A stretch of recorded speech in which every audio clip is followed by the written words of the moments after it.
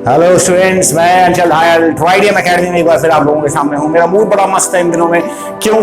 क्योंकि प्रीमियर पे जो आप लोग हमें रेस्पॉन्स दे रहे हैं, मजा आ गया उसके अंदर। काफी अच्छा मजा, मतलब काफी बढ़िया लग रहा है कि इतने बच्चे हम लोगों के साथ जुड़ते हैं और कंटिन्यूस चैटिंग के साथ क्लास चलती है। तो उसमें ये होता है कि आप लोगों के साथ इसमें और रिकॉर्डेड लेक्चर्स में क्या अंतर है। कई लोगों ने चैट में ये क्वेश्चन भी पूछा है। इसमें अंतर इतना ही है कि ये भी रिकॉर्डेड लेक्चर है, प्री रिकॉर्डेड लेक्चर है, लेकिन इसके अंदर हम लोग बैठे रहते हैं तो हमें ये पता चलता है कि अच्छा ये बच्चे हम लोगों को देख रहे हैं, कंटिन्यूस इतने, तो उससे तो हमें हमारा मोरल बूस्ट होता है थोड़ा सा कि यार चलो हमारी मेहनत थोड़ी सी रंग ला रही है। अभी बच्चे कम हैं, कोई दिक्कत नहीं, बच्चे बढ़ जाएंगे, उसकी इशू नहीं है, लेकिन हैं जितने वो लोग हमें देख रहे हैं, सबसे अच्छी बात ये है हमें। ठीक है, तो ये इसलिए प्रीमियर हमारे लिए इतना मायने रखता है। काफी अच्छा लग रहा है आप लोगों का। इसी तरह से हमारे साथ बने रहिए और बहुत जल्द अगर आपकी दुआओं ने असर दिखाया तो हम लोग लाइव आएंगे आपके सामने और ये मेरा वादा है कि लाइव क्लास को हम कितना इनोवेटिव बना देंगे कि आप लोगों को फील नहीं होगा कि हम लोग क्लास में बैठे, ऐसा लगेगा ही नहीं कि घर पे बैठ के पढ़ रहे हैं। तो इलेक्ट्रोस्टैटिक्स हम लोग खत्म कर चुके थे, उससे आगे बढ़े। इलेक्ट्रोस्टैटिक्स के बाद में जो नेक्स्ट सेक्शन आता है वो आपका आता है इलेक्ट्रोस्टैटिक पोटेंशियल।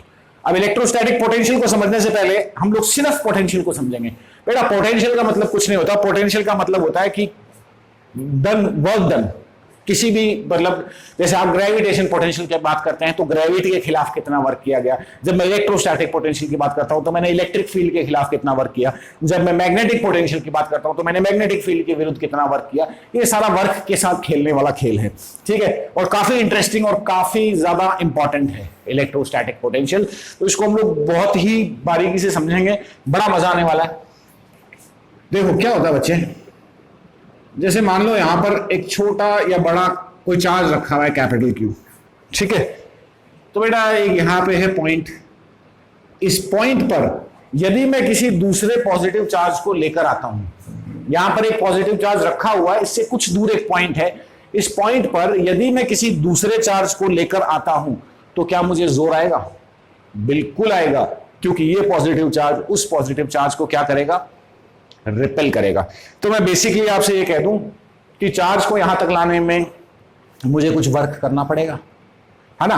तो कुछ जो आपकी डेफिनेशन है इलेक्ट्रोस्टैटिक पोटेंशियल की वो यही कहती है कि इनफाइनाइट डिस्टेंस से। अब आप कहोगे सर ये इनफाइनाइट ही क्यों लिया डिस्टेंस? तो बच्चे ये डिस्टेंस इनफाइनाइट इसलिए लिया क्योंकि इस चार्ज का जो असर है, इस चार्ज के कारण, मान लो मैं यहां से जो चार्ज लेके आ रहा हूं वो हमारा क्यू नॉट है, अपने टेस्ट चार्ज को लेके आता है, ठीक है। तो इस चार्ज के कारण इस क्यू नॉट पे जो फोर्स लग रही है वो फोर्स जीरो कब होगी? हम जानते हैं वो फोर्स आर स्क्वायर के इनवर्सली प्रोपोर्शनल है, तो वो इन्फिनिटी पे जाके ही जीरो होगी। बेसिकली यहां इन्फिनिटी का मतलब प्रैक्टिकल इन्फिनिटी नहीं है, यहां इन्फिनिटी का मतलब यह है कि इतना दूर की यहां इस पे लगने वाली फोर्स नेग्लिजिबल है ना। तो ऐसी जगह से जहां पे इस चार्ज का कोई असर ना हो, ऐसी जगह से मतलब इन्फिनिटी से किसी चार्ज को उठा के यहां तक लेके आते हैं, किसी चार्ज को उठा के यहां तक लेके आते हैं। तो ये जो किसी चार्ज की मैं बात कर रहा हूं ये क्या है? टेस्ट चार्ज है। तो इसको लाने में यदि मुझे W वर्क करना पड़ा तो एक कूलाम्ब के चार्ज को लाने में कितना करना पड़ता? मैं बात आपको सिंपल कह रहा हूं, मैं क्यू नॉट कूलाम्ब के चार्ज को उठाकर इन्फिनिटी से इस पॉइंट पे लेके आया तो मुझे कितना वर्क करना पड़ा? W। तो अगर चार्ज एक कूलाम्ब का होता तो वर्क कितना करना पड़ता? इसको डिवाइड कर दो, W। यूनिटरी मेथड पढ़ा होगा आपने 10th क्लास में, ठीक है। तो बेटा ये जो W/Q0 है ये कहलाएगा इस पर्टिकुलर पॉइंट का इलेक्ट्रोस्टैटिक पोटेंशियल। क्या कहलाएगा? इलेक्ट्रोस्टैटिक पोटेंशियल, ठीक है। तो इससे यहां से आपके पास आ जाती है इलेक्ट्रोस्टैटिक पोटेंशियल की definition. Sorry, electrostatic potential is defined as work done to bring a unit positive charge from infinity to a point. Clear है? कोई दिक्कत ही नहीं है, ठीक है। इसके अलग अलग फॉर्मूले, अलग अलग डेरिवेशंस को हम लोग देखेंगे। अब एक और चीज आ जाती है, वो आ जाती है पोटेंशियल डिफरेंस। एक तो होता है इलेक्ट्रोस्टैटिक पोटेंशियल और एक होता है इलेक्ट्रोस्टैटिक पोटेंशियल डिफरेंस।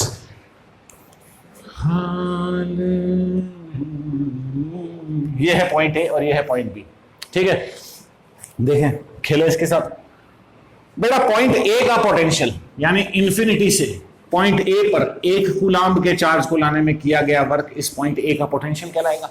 इसी तरह से इंफिनिटी से एक कूलाम्ब के चार्ज को इस पॉइंट बी तक लाने में किया गया वर्क इस पॉइंट बी का इलेक्ट्रोस्टैटिक पोटेंशियल कहलाएगा, ठीक है। और ए से बी तक किसी चार्ज को ले जाने में किया गया वर्क, ए से बी तक किसी चार्ज को ले जाने में किया गया वर्क उसको हम डिनोट करेंगे VB, मतलब फाइनल पॉइंट का पोटेंशियल। आप कभी भी करते हैं तो फाइनल माइनस इनिशियल करते हैं, है ना, डिफरेंस निकालने के लिए। तो जब मैं A से B तक जा रहा हूं तो फाइनल पॉइंट का पोटेंशियल माइनस इनिशियल पॉइंट का पोटेंशियल, ये क्या कहलाएगा? ये A और B के बीच का पोटेंशियल, इलेक्ट्रोस्टैटिक पोटेंशियल। यहां इलेक्ट्रोस्टैटिक शब्द अगर मैं ना भी लगाऊं तो आप लगा लेंगे, क्योंकि बेटा पोटेंशियल कई तरीके के होते हैं। अभी तुम तो एक ही तरीके का पढ़ रहे हो, क्योंकि 11वीं में तुमने ग्रेविटेशन पोटेंशियल नहीं पढ़ा होगा, मैं पूरी तरह से श्योर हूं कि 11वीं तो मस्ती है ये, ठीक है। तो पोटेंशियल, इलेक्ट्रोस्टैटिक पोटेंशियल, ये कहलाएगा difference between A and B, और इसको डिनोट किससे करेंगे? VAB, ठीक है, कोई डाउट? तो पोटेंशियल डिफरेंस तो दो फाइनाइट पॉइंट्स के बीच में होता है, और अगर मैं इलेक्ट्रोस्टैटिक पोटेंशियल की बात करता हूं तो उसमें से एक पॉइंट इनफाइनाइट पे चला जाता है, बस इतना ही डिफरेंस है, बाकी कोई इसमें डिफरेंस नहीं, कोई यूनिट डायमेंशंस में डिफरेंस नहीं है। देन ये इलेक्ट्रोस्टैटिक पोटेंशियल की डेफिनेशन मैंने बोल दी है, तुम लिख लेना, मैं लिखवाना जरूरी नहीं समझता, क्योंकि एग्जाम में तुमसे कभी नहीं पूछेंगे, ना एक नंबर के क्वेश्चनों में, ना कहीं की what is definition of electrostatic potential, लेकिन अब जो बता रहा हूं वो पूछेंगे इलेक्ट्रोस्टैटिक पोटेंशियल की यूनिट। तो बेटा इलेक्ट्रोस्टैटिक पोटेंशियल का जो तुमने फॉर्मूला देखा, बेसिक फॉर्मूला, वो था वर्क डन अपॉन जितना चार्ज आप ले, W अपॉन Q नॉट, अगर आप था ना, ये था इलेक्ट्रो। तो यूनिट कितनी होगी? वर्क डन किस में नापते हो? जूल। Q नॉट किस में नापते हो?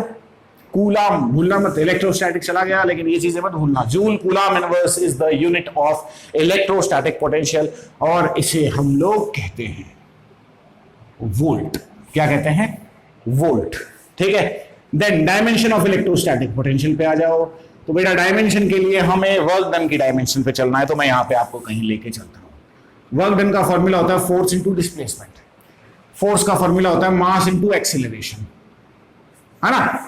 तो डायमेंशन बनाना सीखो, बड़ा मजा आएगा, बड़ा इंपॉर्टेंट है, एक नंबर तुमको फ्री फंड का मिल जाएगा। मास के लिए m आ जाता है, एक्सीलरेशन की यूनिट कितनी होती है? मीटर पर सेकंड स्क्वायर, मीटर मतलब लेंथ, पर सेकंड स्क्वायर मतलब t-2, और ये s यानी डिस्प्लेसमेंट मतलब 1 और l, तो ये आ गया वर्क डन का डायमेंशन, ठीक है, यानी जूल का dimension ml2t-2। Then coulomb, coulomb, coulomb, coulomb के लिए AT पिछले चैप्टर में घुटाया था, रटाया था, तो A-1 T-1, ठीक है। इस पूरे को सॉल्व करेंगे तो क्या आएगा? m पूरी इक्वेशन में एक बार आ रहा है, l भी दो बार आ रहा है, t-2 t-1 से t-3 आ जाएगा, और A-1 अपनी जगह ऐसा का ऐसा बना रहेगा। This is complete units and dimensions, unit and dimension of electrostatic potential. कोई डाउट? पक्का? चले आगे, चलो अब आ जाते हैं हम लोग हमारे पहले टॉपिक। तो अभी देखो, अभी जो हम लोगों ने इलेक्ट्रोस्टैटिक पोटेंशियल शुरू किया, इसमें पहला क्वेश्चन जो निकल के आता है वो क्या बन सकता है? यूनिट या डायमेंशन ऑफ इलेक्ट्रोस्टैटिक पोटेंशियल। और पोटेंशियल डिफरेंस, दोनों की यूनिट डायमेंशन यही होगी, दोनों है तो चीज सेम ही ना। कोई डाउट यहां तक? चलें आगे, चलिए अब हम लोग आ जाते हैं हमारे पहले डेरिवेशन पे इस चैप्टर के। हालांकि वो इतना इंपॉर्टेंट नहीं है, लेकिन मतलब उसका डेरिवेशन इतना इंपॉर्टेंट नहीं है, लेकिन वो फॉर्मूला बहुत बहुत बहुत बहुत बहुत ज्यादा इंपॉर्टेंट है, ठीक है। डेरिवेशन इंपॉर्टेंट इसलिए नहीं कि एग्जाम में कम आया हुआ है, लेकिन कई बार पेपर बहुत इजी बनाया जाता है, तब ऐसे डेरिवेशन पूछ लिए जाते हैं। तो इजी पेपर आए तो क्या पता, इजी पेपर आए तो डेरिवेशन आ ही जाए, और डेरिवेशन हम उसको समझ लेते हैं। तो हमारा जो ये फर्स्ट एंड फॉरमोस्ट डेरिवेशन है, हम इस पर चलते हैं। Electrostatic potential due to a point charge. इसका मतलब क्या है? इसको देखो, बेसिक समझेंगे कि यहां पर मान लीजिए हमारे पास एक चार्ज रखा हुआ है Q। कैसा मानोगे इसको? पॉजिटिव माने या नेगेटिव माने? शुरुआत करते हैं पॉजिटिव से, ठीक है, पॉजिटिव होनी चाहिए। इससे r डिस्टेंस पर कोई पॉइंट है, पॉइंट A ले लेते हैं। तो बच्चे इस पॉइंट A पर हमें इलेक्ट्रोस्टैटिक पोटेंशियल के लिए फॉर्मूला बनाना है, ठीक है। इस पॉइंट A पे, जो कि इस चार्ज Q से r डिस्टेंस पे है, हमें क्या बनाना है? फॉर्मूला बनाना है इलेक्ट्रोस्टैटिक पोटेंशियल का। तो हम क्या करें? हम अपने दोस्त को फिर से याद करते हैं। कौन सा दोस्त? Test charge. पिछले चैप्टर में हम लोगों ने टेस्ट चार्ज के बारे में काफी चीजें समझी थी, है ना। जिन्होंने पिछले लेक्चर्स नहीं देखे, आई बटन पर क्लिक कर लेना, फिर कहोगे बताया नहीं अंकल सर। तो क्या है बेटा? इनफाइनाइट डिस्टेंस से हमारा दोस्त Q नॉट फिर आ गया हमारी मदद करने के लिए, हमारा टेस्ट चार्ज। हम उसको लेके आ रहे हैं इनफाइनाइट डिस्टेंस से घसीटते हुए टक टक टक टक टक टक यहां तक, तो हमें जो वर्क है उसकी कैलकुलेशन करनी है। फिर मेरे को एक बात याद आती है, आपको भी एक बात याद आती होगी कि सर इनफाइनाइट तो बहुत दूर है, ठीक है। और मजे की बात देखो, मजे की बात यह है जैसे जैसे तुम पास आते जा रहे हो, जैसे जैसे तुम इस चार्ज के पास आते जा रहे हो, उस टेस्ट चार्ज पे लगने वाला फोर्स बढ़ता जा रहा है। यानी कि हम वर्क डन का फॉर्मूला क्या जानते हैं, मिटा दिया क्या? वर्क डन का फॉर्मूला क्या जानते हैं? फोर्स इंटू डिस्प्लेसमेंट, ठीक है। यानी एफ डॉट एस, इंटू तो नहीं बोलते उसको, डॉट प्रोडक्ट बोलते हैं, एफ डॉट एस, ठीक है। तो जैसे जैसे आप पास आते जा रहे हो एफ बढ़ता जा रहा है, एफ बढ़ता जा रहा है, इसका मतलब वर्क डन भी क्या होता जा रहा है, चेंज होता जा रहा है या बढ़ता जा रहा है, ठीक है। इस पूरे रास्ते पे वर्क डन रेगुलरली बढ़ रहा है। अब ऐसे केस में हम लोग कैसे निकालें कि वर्क डन क्या होगा? भाई अगर मान लो पूरे रास्ते पे फोर्स एक जैसी रहती तो मैं देख लेता डिस्प्लेसमेंट इनफाइनाइट है, वर्क डन भी इनफाइनाइट हो जाता, लेकिन फोर्स एक जैसी है नहीं। ऐसे केसेस में हमें मदद लेनी होती है हमारे दो बिल्कुल शानदार वाले हथियार जो मैथमेटिक्स ने हमको दिए हैं, डिफरेंशिएशन और इंटीग्रेशन। बहुत बड़ा रास्ता है, इसका एक छोटा सा टुकड़ा तोड़ लेते हैं। इस रास्ते का हम एक छोटा सा टुकड़ा ले लेते हैं, 2 पॉइंट्स जिनके बीच की डिस्टेंस है बहुत कम बहुत कम बहुत कम, मान लेते हैं कितनी, dr, ठीक है। इन पॉइंट्स को नाम दोगे क्या? दे दूं? तुम कहते हो तो दे देता है। क्या दे बताओ? a डैश और b डैश दे देते हैं, ठीक है। तो ये अब हम पहले कैलकुलेट करेंगे कि इस छोटे से डिस्टेंस को कवर करने में हमें कितना वर्क करना पड़ा। मेरी बात समझ रहे हो? इस छोटे से डिस्टेंस को कवर करने में हमें कितना वर्क करना पड़ा, ये हम कैलकुलेट करेंगे।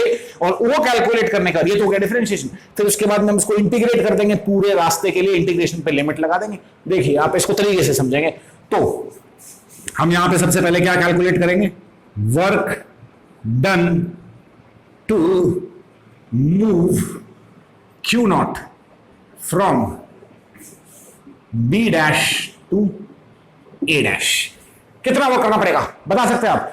अब हम कहते हैं कि बेटा ये डिस्टेंस हमने छोटा ही क्यों लिया? आप कहोगे सर इतना छोटा कि बड़ा टुकड़ा ले लीजिए। बड़ा टुकड़ा इसलिए नहीं लेते क्योंकि फोर्स वैसे ही बदल रही है, तो हमने छोटा डिस्टेंस लिया। छोटे डिस्टेंस में फोर्स के अंदर जो बदलाव आएगा उसको हम नेग्लिजिबल मान सकते हैं, क्योंकि फोर्स डिस्टेंस के साथ ही तो बदल रही है, इसीलिए डिस्टेंस हमने छोटा सा लिया है। तो हम ये करते हैं कि इस पॉइंट को, मतलब ये जो dr, ये जो छोटा सा टुकड़ा लिया है ना, इस टुकड़े का डिस्टेंस, अब तुम टुकड़े में तुम कहोगे सर a डैश का डिस्टेंस अलग होगा, b डैश का डिस्टेंस अलग होगा। मैंने कहा इन दोनों के बीच का डिस्टेंस नेग्लिजिबल है, तो हम लोग क्या करते हैं कि इसके इस टुकड़े का इस पूरे को एक पॉइंट मान लेते हैं। इस पॉइंट का डिस्टेंस इस चार्ज से जिसने हमें परेशान किया है, इस चार्ज से हम इसका जो डिस्टेंस है वो मान लेते हैं r1। कितना मान लेते हैं? r1, ठीक है। तो बेटा आप क्या मुझे बता सकते हैं कि इस Q नॉट पे कितनी फोर्स लग रही है, कितना फोर्स लग रहा है? कमान फास्ट, याद आ रहा है इलेक्ट्रोस्टैटिक्स का कुछ? टक टक, इस वर्क डन को मैं नाम देता हूं dw, ठक ठक। फिर उसके बाद वहां पर Q नॉट पर कितनी फोर्स लग रही है? k q1 q2 upon r square. k कितना होता है? 1/4πε0, ठीक है। ये k q1 capital Q, Q not upon distance का स्क्वायर। ये डिस्टेंस कितनी है? इस कैपिटल को यहां कहीं होगा, या तो बी डैश पे होगा, ए डैश पे होगा, बीच में कहीं होगा, तो उसकी डिस्टेंस हर समय लगभग r1 बनी रहेगी। हम उस चेंज को नेग्लिजिबल मान लेते हैं, तो r1 का स्क्वायर। तो बेटा इतनी तो उस पर लग रही है फोर्स, ठीक है। मैं यहां पे एक बार आपसे वर्क डन का फॉर्मूला डिस्कस करना चाहूंगा, एफ डॉट एस, ठीक है। एफ डॉट एस मतलब एफ और एस के बीच में, यानी फोर्स और डिस्प्लेसमेंट के बीच में यदि एंगल थीटा है तो हम इसको कहते हैं एफ एस कॉस थीटा, ठीक है। तो ये बेटा आपकी फोर्स होगी। अब आप जब इस चार्ज को यहां से यहां ला रहे हैं तो कितनी दूर घसीटा? मैं इसको बी डैश से ए डैश लाया तो मैंने इसको कितना खिसकाया? मैंने इसको केवल dr खिसकाया, तो dr खिसकाया था डॉट dr, ठीक है। अब बात आती है कि फोर्स और डिस्प्लेसमेंट के बीच का एंगल कितना है। ये चार्ज उस चार्ज को क्या कर रहा है? अट्रैक्ट कर रहा है या रिपेल कर रहा है? डेफिनेटली बेटा मैंने कहा ये पॉजिटिव चार्ज है और टेस्ट चार्ज तो हमेशा पॉजिटिव होता है, तो इस पर जो फोर्स लग रही है वो इस तरफ लग रही है और इसका जो डिस्प्लेसमेंट है वो इस तरफ है, तो दोनों के बीच का एंगल, आप इसको बी डैश से ए डैश की तरफ लेके आ रहे हो तो डिस्प्लेसमेंट और फोर्स के बीच का एंगल वह कितना है? इसके बीच का एंगल वह है 180 डिग्री। तो ये अगर हम कह दें कि cos 180 डिग्री आएगा तो इसमें कोई दो राय नहीं, कोई कुछ गलत नहीं होगा। cos 180 की वैल्यू कितनी होती है? cos 180 की वैल्यू होती है 1, तो -1। शर्म नहीं आई? झूठ बोलते हो? 1/4πε0 और क्यू नॉट, ये क्यू नॉट है ना, अपॉन R1 का स्क्वायर डॉट dr, इस -1 को हम बाहर लेते हैं। ये हमारे पास आ गया dw की वैल्यू, जो यहां से यहां तक का वर्क डन था। अब इस dw को हम कब में टोटल वर्क डन निकालना है, ठीक है। Total work done from infinity to, यानी कि from infinity to point A, total work done कितना होगा बेटा? इंटीग्रेशन कर देंगे, किसका इंटीग्रेशन कर देंगे? dw का। अब मैंने बताया था लिमिट, ठीक है भाई। ये इंटीग्रेशन हम शुरू कर रहे हैं, तब हम कहां से चलना शुरू कर रहे हैं और कहां खत्म कर रहे हैं? आप चलना शुरू कर रहे हैं जब पॉइंट का डिस्टेंस या क्यू नॉट का डिस्टेंस इनफाइनाइट था, और आप रुक जाएंगे ए पर आकर, तब पॉइंट का डिस्टेंस कितना होगा? आर। वेरी गुड, बहुत इंटेलिजेंट हो यार तुम तो, ठीक है। तो बेटा इस इंटीग्रेशन में जब हम dw की वैल्यू रखेंगे, तो इस वैल्यू में जो जो चीजें कांस्टेंट है वो बाहर आ जाएंगी। कांस्टेंट कौन कौन है? -1 4 पाई एप्सिलॉन नॉट चार्ज की वैल्यू, और हमारे टेस्ट चार्ज की वैल्यू। अब कई लोग कहेंगे गुरुजी R1 भी कांस्टेंट है।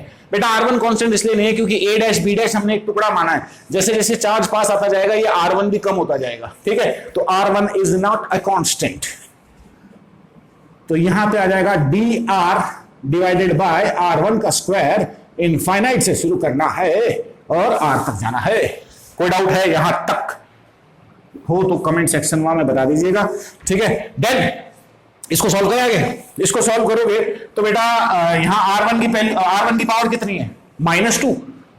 मैं यहां पे अलग से बता देता हूं, x की पावर n और dx के साथ इंटीग्रेशन होता है x की पावर n+1 अपॉन n+1, ठीक है। तो यहां पे पावर कितनी है? अब कई जो मेरे ढेर होशियार टावर हैं, ढेर होशियार मेरे स्टूडेंट्स हैं, वो ये कहेंगे सर पावर तो 2 है।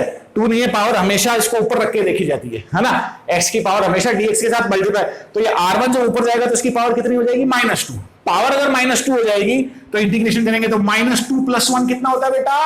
-2 + 1 होता है -1, ठीक है। तो यहां पे हम लोग बोले कि जो W का वैल्यू होगा वो आ जाएगा -1 अपॉन 4 पाई एप्सिलॉन नॉट, ठीक है।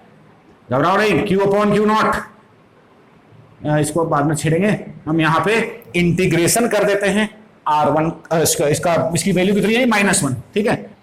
तो R1 की पावर -1, ठीक है, डिवाइडेड बाय n+1, यानी कि डिवाइडेड बाय -1, ये होगा। इसको मैं ऐसे लिख सकता हूं, ये -1 को तो मैं बाहर ले आता हूं, माइनस से माइनस कैंसिल आउट हो जाएगा, तो इसको मैं ऐसे लिख सकता हूं, -1 है तो 1 अपॉन R1 लिख सकते हैं बेटा, ठीक है। और हमने जो लिमिट लगानी थी वो लगानी है इनफाइनाइट से R तक की। कोई डाउट? कोई डाउट? कोई डाउट? कोई डाउट? कोई डाउट नहीं है, शाबाश। तो वर्क डन की वैल्यू कितनी आ जाएगी? 1 upon 4 pi epsilon, come on, minus minus cancel हो चुके हैं, क्यू नॉट। आगे आगे क्या करेंगे? फटाफट फटाफट। Final value minus initial value. Final value क्या है? आप रुकेंगे कहां? ये गेम खत्म कहां होगा? जब आप R डिस्टेंस पे आ जाएंगे। गेम शुरू कहां हुआ था? जब आप इनफाइनाइट पे। तो फाइनल यानी कि R1 की जगह एक बार तो फाइनल वैल्यू रखो और एक बार इनिशियल वैल्यू रखो। तो बेटा 1 upon R minus 1 upon infinite. और इस गांव का बच्चा बच्चा जानता है कि 1 अपॉन इनफाइनाइट की वैल्यू 0 होती है। तो बचा क्या? सिर्फ ये, यानी कि 1 अपॉन R। तो बेटा इस वर्क डन का मेरे पास जो फॉर्मूला आ गया वो क्या आ गया? 1 अपॉन 4 पाई एप्सिलॉन नॉट। आगे क्या है दिख रहा है तुमको? Q। अरे क्या यार, Q नॉट अपॉन R। कोई डाउट? पोटेंशियल का फॉर्मूला क्या होता है? इलेक्ट्रोस्टैटिक पोटेंशियल का फॉर्मूला अभी अभी हमने डिस्कस किया था। क्या होता है? मैं यहां तक आप लोग लिख लेंगे, इसके आगे थोड़ा सा मिटा रहा हूं। तो बेटा जी पोटेंशियल का फॉर्मूला हम जानते हैं, जितना वर्क डन किए हो उसको जिस चार्ज को उठा के लाए हो, मतलब टेस्ट चार्ज से डिवाइड कर दो। तो जब मैं इसको टेस्ट चार्ज से डिवाइड करूंगा तो Q नॉट से Q नॉट कैंसिल हो जाएगा। क्या बचा? 1 upon 4 pi epsilon not Q upon R। तो किसी भी पॉइंट चार्ज Q के कारण R डिस्टेंस पर इलेक्ट्रोस्टैटिक पोटेंशियल का फॉर्मूला ये होता है। कोई डाउट? कोई भी डाउट हो तो please let me know in the comment section. हमारे पास हमारा पहला डेरिवेशन से रिजल्ट आ गया कि किसी चार्ज के कारण ये आपका इलेक्ट्रोस्टैटिक पोटेंशियल होगा R डिस्टेंस पे। देन इलेक्ट्रोस्टैटिक पोटेंशियल के बारे में कुछ जरूरी बातें समझ लेते हैं। हमने पिछले चैप्टर में जितनी भी चीजें पढ़ी छोड़कर इलेक्ट्रिक फ्लक्स को, वो सारी स्केलर्स नहीं थी, वेक्टर्स थी, उनकी कुछ ना कुछ डायरेक्शन थी, ठीक है। एंड ये जो पोटेंशियल है, ये पोटेंशियल क्या बता रहा है? वर्क डन की जानकारी दे रहा है। वर्क डन की जानकारी दे रहा है, तो ये पोटेंशियल यानी electrostatic potential is a scalar quantity, इसकी ना ही कोई डायरेक्शन होती है और मैग्नीट्यूड इसका होता है। स्केलर क्वांटिटी है, इसकी कोई डायरेक्शन नहीं होती। यानी जो बात ध्यान रखने वाली है, आपको याद रखना, जो चीजें वेक्टर्स होती हैं जैसे फोर्स, इलेक्ट्रिक फील्ड, ठीक है, उन सब में चार्ज चाहे पॉजिटिव हो चाहे नेगेटिव हो, हमें न्यूमेरिकल सॉल्व करते टाइम वैल्यू पॉजिटिव ही लेनी है, क्योंकि मैग्नीट्यूड लिया जाता है वेक्टर्स का, डायरेक्शन प्लस माइनस डायरेक्शन बता देते हैं। लेकिन इस पोटेंशियल में ऐसा नहीं है। अगर प्लस का चार्ज है तो पोटेंशियल का फॉर्मूला ये होगा, और अगर नेगेटिव चार्ज यहां रखा होता तो आपके पोटेंशियल का फॉर्मूला ये हो जाता। तो आप जब इसको सॉल्व करते तो ये ही लेते। ठीक है, मैं इसको समझाने के लिए एक एग्जांपल लेता हूं जिससे बिल्कुल बंटास क्लियर हो जाएगा आपको, बिल्कुल फर्स्ट क्लास क्लियर हो जाएगा। देखते हैं क्या।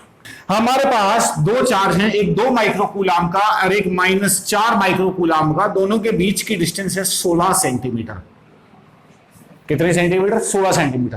क्वेश्चन ये है, पहले बता दूं, बोर्ड में आया हुआ क्वेश्चन है, एनसीईआरटी का एग्जांपल है, उसके अंदर वैल्यूज चेंज है और कुछ नहीं। ठीक है, तो एनसीईआरटी का एग्जांपल है तो इंपॉर्टेंट तो है ही है। चलिए मुद्दे पे आ जाते हैं। मुद्दा यह है कि दो चार्जेस हैं, ये +2 माइक्रोकूलाम और -4 माइक्रोकूलाम, दोनों के बीच की जो दूरी है, जो डिस्टेंस है, 16 सेंटीमीटर की है। तो क्वेश्चन ये पूछना चाहता है कि वो पॉइंट, मतलब उस पॉइंट की लोकेशन बताओ जिस पॉइंट पर इलेक्ट्रोस्टैटिक पोटेंशियल 0 होगा। तो मैं आपसे अगर पूछूं कि वो पॉइंट कहां होगा, इस लाइन को जोड़ने वाले, इनको जोड़ने वाली लाइन के बीच में होगा या बाहर होगा, तो आप कहोगे सर बीच में होना चाहिए क्योंकि दोनों की पोलैरिटी कहीं ना कहीं बीच में 0 आएगा। तो हम मान लेते हैं वो पॉइंट यहां है, यहां से उसका डिस्टेंस कितना है? x। ठीक है, यहां से उसका डिस्टेंस कितना हो जाएगा? ये टोटल डिस्टेंस 16 सेंटीमीटर है। तो यहां से अगर उस पॉइंट का डिस्टेंस, जिस पॉइंट पे आपका पोटेंशियल 0 है, मैं उसको नाम भी दे देता हूं a। ठीक है, तो इस पोटेंशियल पे कितना, सॉरी, इस पॉइंट से, इस चार्ज से इसका डिस्टेंस कितना होगा? 16 - x। अब ये सेंटीमीटर में है तो हमें आदत ये डाल लेनी चाहिए कि सब कुछ SI यूनिट्स में काम करना है। तो इस 16 सेंटीमीटर को मैं ये भी कह सकता हूं कि 0.16 मीटर है, अपॉन 100 कर दूं तो ठीक है। तो ये वाली डिस्टेंस कितनी हो जाएगी? 0.16 - x। तो बेटा आपको हम मान लेते हैं कि पॉइंट ए पे पोटेंशियल 0 है। ठीक है, तो बेटा पोटेंशियल कैसी क्वांटिटी है? बड़ी मजेदार क्वांटिटी है, स्केलर क्वांटिटी है। स्केलर क्वांटिटी में कोई झंझट ही नहीं, इसकी वजह से निकालो, इसकी वजह से निकालो, और जो वैल्यूज हैं ऐसी की ऐसी उनको जोड़ दो जो है। ठीक है, तो total potential at point A, question कह रहा है कि कितना होना चाहिए? 0। ठीक है, हम निकाल लेते हैं कितना होना चाहिए। इसके कारण कितना होगा? के क्यू यानी कि 2 × 10⁻⁻6 अपॉन डिस्टेंस का स्क्वायर यानी x का x स्क्वायर होगा, झूठे बदमाश। ठीक है, के क्यू अपॉन आर। इसका भी हमने 1/4πε कॉमन ले लिया। ये चार्ज नेगेटिव है तो -4 × 10⁻⁻6 अपॉन, ये डिस्टेंस कितना है? 0.16 - x। ठीक है, सॉल्व कर सकते हो। 10⁻⁻6 को बाहर ले लो, टेंशन मत लो, सब इजी होगा। ठीक है, देन हम इसको अगर अपन सॉल्व करते हैं तो ये हो जाएगा 10⁻⁻6 को भी मैंने बाहर ले लिया। मैं 2 को भी बाहर ले लूं, कॉमन लेने में तो मैं बड़ा उस्ताद हूं। ठीक है, और नीचे है 1/4πε0, बाकी वैल्यू हम लास्ट में रखेंगे। एंड तो ये 2 को जब आप कॉमन ले लोगे तो यहां बचेगा 1/x - 2/0.16 - x। ये z नहीं है, 2 है। ठीक है, क्या है, मेरी राइटिंग बड़ी काची है। ठीक है, अब बेटा इसकी जो वैल्यू है ये 0 है। ठीक है, अब हमें मालूम है ये नंबर तो 0 है नहीं, तो ये ब्रैकेट में x आ रहा है, ये संख्या 0 हो सकती है, ये संख्या 0 हो सकती है। तो 1/x - 2/0.16 - x शुड बी 0 होनी ही चाहिए, हो सकती है नहीं। हर चीज में हाँ मत किया करो, ये 0 होनी ही चाहिए, तभी तो कोई दो नंबर को मल्टीप्लाई करोगे तभी तो 0 आएगा। ठीक है, तो इसको वहां ले जाते हैं एंड क्रॉस मल्टीप्लाई करते हैं, तो हमारे पास इस इक्वेशन को सॉल्व करने 2x = 0.16 - x आ जाता है। x को यहां ले आओ तो 3x आ जाता है, = 0.16 आ जाता है। फिर x = 0.16/3 मीटर्स। ठीक है, इसको सॉल्व करते रहना। इसको सेंटीमीटर में भी बदल सकते हो, तो अपॉन 100 आ जाएगा, × 100 आ जाएगा, तो 16/3 आ जाएगा। ठीक है, तो ये आ गया हमारे पास। अब समझ में आया आपको? मतलब मैंने जब इसके वजह से और इसकी वजह से पोटेंशियल निकाला तो सिंपली उनको जैसे हम दो रियल नंबर्स को ट्रीट करते हैं वैसे ट्रीट किया। कोई डायरेक्शन वगैरह कुछ नहीं होती पोटेंशियल की, सिर्फ वैल्यू होती है, पॉजिटिव भी हो सकती है, नेगेटिव भी हो सकती है, जैसे ही उसको जोड़ दो। ठीक है, कोई डाउट यहां तक? अब एक सवाल, क्या इन दोनों को जोड़ने वाली लाइन पे यहां या यहां भी कोई पॉइंट हो सकता है जिसपे कि आपका इलेक्ट्रोस्टैटिक पोटेंशियल जीरो हो? हम मान लेते हैं इनको जोड़ने वाली लाइन पर जो जीरो पोटेंशियल का पॉइंट है वो यहां है, ठीक है, और यहां से x डिस्टेंस पे है। जरूरी थोड़ी है पॉइंट बीच में होगा, बाहर भी हो सकता है। मान के देखते हैं क्या पता है या नहीं है, मुझे नहीं पता, अभी पता चल जाएगा। ठीक है, तो बेटा मान लिया कि इस पॉइंट पे पोटेंशियल, इस पॉइंट ए को मान लेते हैं यहां पे, इस पे जीरो है पोटेंशियल, तो क्या आप मुझे बता सकते हैं क्या होगा? VA क्वेश्चन के अनुसार जीरो होना चाहिए। ठीक है, तो यहां पोटेंशियल होना कितना चाहिए? K यानी 1/4 पाई एप्सिलॉन नॉट बाहर आ जाएगा। ठीक है, इनटू इन दोनों चार्जेस में से 2 कॉमन आ जाएगा और 10⁻⁻6 कॉमन आ जाएगा। तो ब्रैकेट में क्या बच जाएगा? ब्रैकेट में बच जाएगा बेटा 1 ये वाली डिस्टेंस यानी x माइनस 2 ही तो कॉमन लिया है, यहां 4 है तो 2 ये वाली डिस्टेंस यानी 0.16 प्लस x।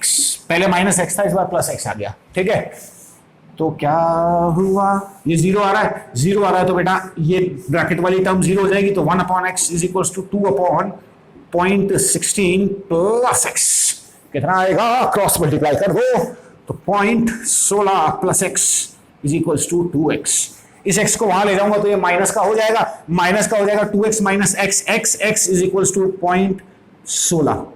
ठीक है, मीटर या 16 सेंटीमीटर। आया समझ में?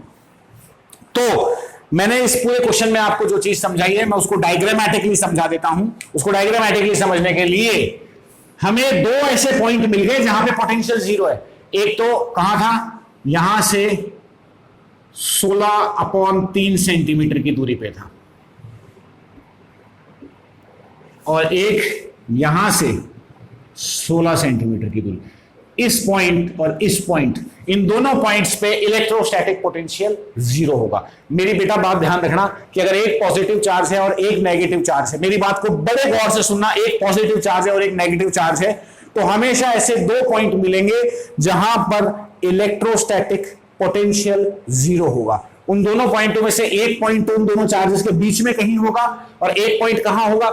एक पॉइंट होगा जो आपका दूसरा चार्ज है उसके इस तरफ होगा। ठीक है, आप कहोगे सर आपने पॉइंट यहां माना, आपने पॉइंट यहां माना तो आपके पास आंसर आ गया। अगर किसी बच्चे को आइडिया नहीं होता और पॉइंट उधर मान लेता तो क्या होता? बहुत अच्छा क्वेश्चन है। अब आपके दिमाग में कंफ्यूजन ये आ रहा है कि सर अगर हम गलती से इस क्वेश्चन को सॉल्व करते टाइम हमारा जो पॉइंट है दूसरा उसको यहां ले लेते और इस डिस्टेंस को x अज्यूम कर लेते तो हमारे आंसर पर क्या फर्क पड़ता? तो क्या ऐसा कोई पॉइंट होता? नहीं होता। तो अब हमें कैसे पता चलेगा कि हमें कौन सी किस तरफ लेना है? तो देखो मैं इसको मान लो हमने गलती कर दी कि हमने वहां ले लिया x। ठीक है, तो बेटा आपका उस पॉइंट ए पर पोटेंशियल कितना हो जाता? जीरो। कितना? 1/4 पाई एप्सिलॉन नॉट यानी k बाहर आ जाता, दोनों चार्जेस में से 2 कॉमन निकल जाता, 10⁻⁻6 कॉमन निकल जाता, ब्रैकेट में क्या बच जाता? इसके साथ तो 1 बच जाता, डिवाइडेड बाय ये वाली पूरी डिस्टेंस। तो बेटा ये डिस्टेंस तो 0.16 है ही, और ये x तो 0.16 प्लस x, ये नेगेटिव है तो -1/, ये 4 था ना तो इसका 2 भी तो बचेगा ना, आपने 2 ही तो कॉमन लिया है, अपॉन ये वाली डिस्टेंस कितनी है बेटा जी? x। ठीक है, कोई डाउट यहां तक? अब ये ब्रैकेट वाला नंबर जीरो कर दो, ये ब्रैकेट वाला नंबर जीरो करोगे तो 0.16 plus x is equals to 2/x। ठीक है, तो क्रॉस मल्टीप्लाई करते हैं तो x is equals to 0.32, 16 into 2 32 and plus 2x। ठीक है बेटा, इस 2x को मैं उठा के यहां लाऊंगा, ध्यान से सुनना, इस 2x को मैं उठा के यहां लाऊंगा तो ये माइनस का हो जाएगा, x माइनस 2x कितना हो जाएगा? -x इज इक्वल्स टू 0.32, या सीधी सी बात कहूं कि x is equals to -32 metre या -32 सेंटीमीटर। तो देखो आपने इस पॉइंट से x उस तरफ माना है, लेकिन आपका तो -32 आ रहा है, इसका मतलब आपको 32 सेंटीमीटर इधर चलना पड़ेगा तब आपको 0 पॉइंट मिलेगा। तो 32 सेंटीमीटर से चलोगे तो 16 तो ये चल लिए और 16 और चलोगे तो अभी भी यहां से तो 16 पे लेना। तो मतलब अगर आपने इस पॉइंट को जब क्वेश्चन को सॉल्व कर रहे हो इस तरफ अज्यूम कर लिया या उस तरफ अज्यूम कर लिया, उससे आपका आंसर सही आएगा। बस प्लस माइनस का ध्यान रखना, कोई दिक्कत नहीं आएगी। ऐसा कोई रूल नहीं है कि इधर ही आएगा या उधर ही आएगा। ठीक है, कोई डाउट यहां तक क्लियर है? अच्छी तरह समझ में आया? ठीक है, अब मेरी बात सुनना कि अगर ये दोनों चार्ज पॉजिटिव होते, यानी ये +2 माइक्रोकूलम और वो 4 माइक्रोकूलम, तो क्या ऐसा कोई पॉइंट मिलता कि जहां पे पोटेंशियल 0 होगा? तो बिल्कुल नहीं मिलता, क्योंकि ये माइनस का साइन ही नहीं आता। ये माइनस का साइन ही इस चार्ज की नेगेटिविटी के कारण आया है, तो ये माइनस का साइन नहीं आता, तो दो नंबर जुड़ के कभी 0 नहीं हो सकते। ठीक है, कोई डाउट यहां तक? तो बेटा ये इलेक्ट्रोस्टैटिक पोटेंशियल की एक हल्की सी शुरुआत थी, इसको और आगे बढ़ाएंगे बड़े जोश खरोश के साथ। ठीक है, मैं फिर उम्मीद करता हूं कि मेरे इस प्रीमियर में आप लोग मुझे वापस से उतना ही सपोर्ट करेंगे जितना पहले किया था। Thank you for your support, bye.